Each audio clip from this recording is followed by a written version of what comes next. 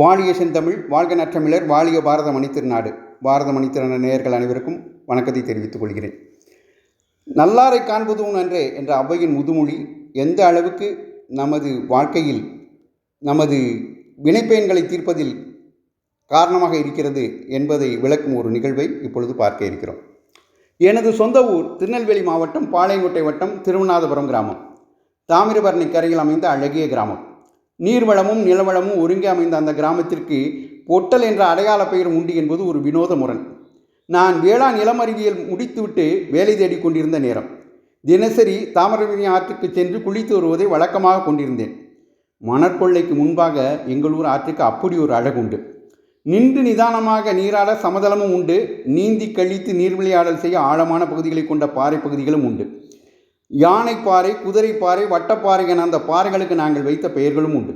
இப்படி இருவித வசதிகளும் இருப்பதால் சாதுக்கள் முதல் தாதாக்கள் வரை பலதரப்பட்டவரும் வந்து குளித்து மகிழ்வர். அன்றைக்கும் அப்படித்தான் நிர்மலமாய் நீராடி கரை சேர்ந்து சந்தியாவந்தனம் செய்து கொண்டிருந்தேன்.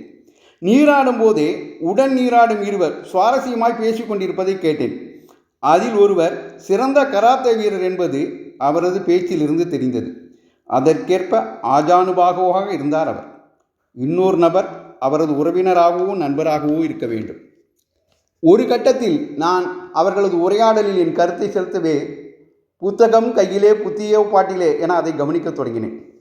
அந்த கராத்தே வீரர் சொன்னார், 3 வகையான துறவியர் இருக்கின்றனர்.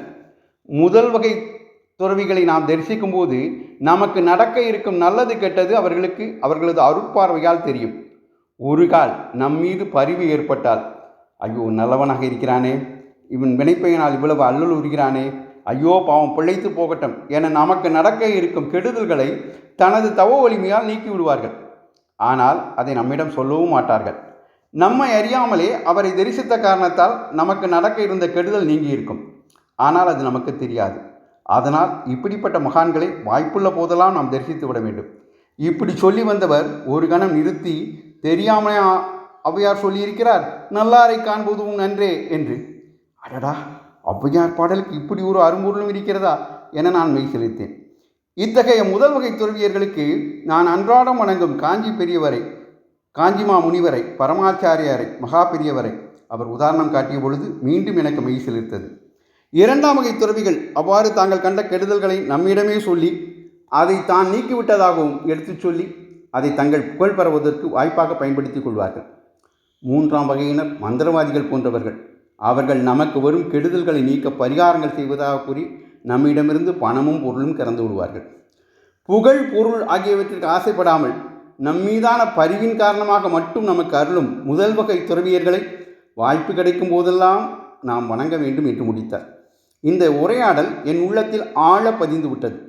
இதில் உண்மை உள்ளது என உணரும் வகையில் திரு ராஜீவ்காந்தி படுகொலை அடுத்து 1/6/1991 துக்ளக் இதழில் திரு சோ அவர்கள் ராஜீவ் பிரதமராக முடியாது, எதுவும் சரியில்லை என்றார் நம்பூதிரி என்ற பெட்டி செய்தி விளக்கம் அமைந்திருந்தது. காஞ்சி மகா சுவாமிகள் ராஜீவின் கிரகநிலைகள் சரியில்லை என கூறி சில கோயில்களுக்கு சில பரிந்துரைத்ததாகவும், அவ்வாறு திரு ராஜீவ் செய்யாததால் சுவாமிகளின் முயற்சி வீணாகியது என டைம்ஸ் ஆஃப் இந்தியா 25/5/1991 ஒரு செய்தி வெளியிட்டிருந்தது. இச்செய்தி உண்மையல்லவென்றும் இது குறித்து முழு விவரமும் தெரிந்தவன் என்ற முறையில் அதை விளக்க வேண்டியது தனது கடமை என்றும் ஒரு விளக்கம் கொடுத்திருந்தார் திரு சோ. திரு ராஜீவ்காந்தியின் நலன் விரும்பியான ஒருவர். அவர் திரு சோவின் நண்பரும் கூட. அவர் காஞ்சிமட பக்தரும் கூட. அவருக்கு ஜோதிடத்தில் பெரிய அளவு நம்பிக்கை கிடையாது. ராஜீவின் மீது அபாரமான பற்று உண்டு, பிரியம் உண்டு. அவர் கேரளத்தில் ஒரு நம்பூதிரியை ஞானி என்று நம்புவர். அவரிடம் இந்த அன்பர் திரு ராஜீவின் ஜாதகத்தை காட்டி கேட்டிருக்கிறார். புதன் கிரகம் தவறான இடத்தில் இருப்பதால் திரு ராஜீவுக்கு பல கஷ்டங்கள் நேரும் என்று கூறி சில பரிகாரங்களை கூறியிருக்கிறார் அவர்.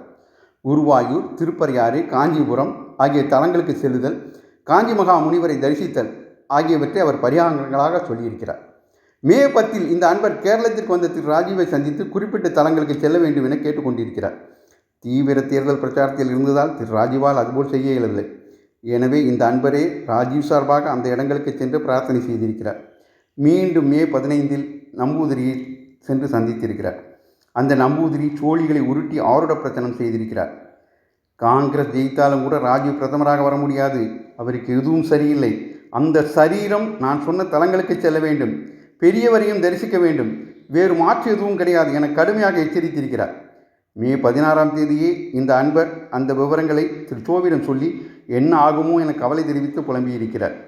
ஆனால் திரு ராஜுவின் படுகொலைக்கு பின் தான் அந்த நம்பூதிரி சொன்னதின் முழு அர்த்தமும் எனக்கே இப்பொழுதுதான் விளங்குகிறது என்று சொல்லி அழுதிருக்கிறார். அந்த அன்பர் காஞ்சிமட பக்தரை அன்றி காஞ்சிமடத்திற்கும் அந்த அன்பரின் முயற்சிக்கும் எந்த சம்பந்தமும் கிடையாது என்ற விளக்கத்துடன் முடிக்கிறார் திருச்சோ. இந்த நிகழ்வில் நாம் தெரிந்து கொள்ளும் ஒரு விஷயம் ஒன்று உண்டு.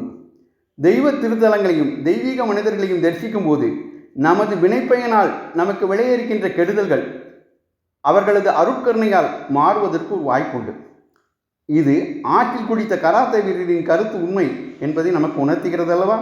எனவே வாய்ப்பு கிடைக்கும் போதெல்லாம் வினைப்பயன் நீக்கும் தெய்வ திருத்தலங்களை தரிசிப்போம். உன்னதமான மகான்களை தரிசித்து ஆசி பெறுவோம். நல்லாரை காண்பதும் நன்றே. வந்தே மாதரம். வளர்க பாரதம். ஜெய் ஹிந்த்.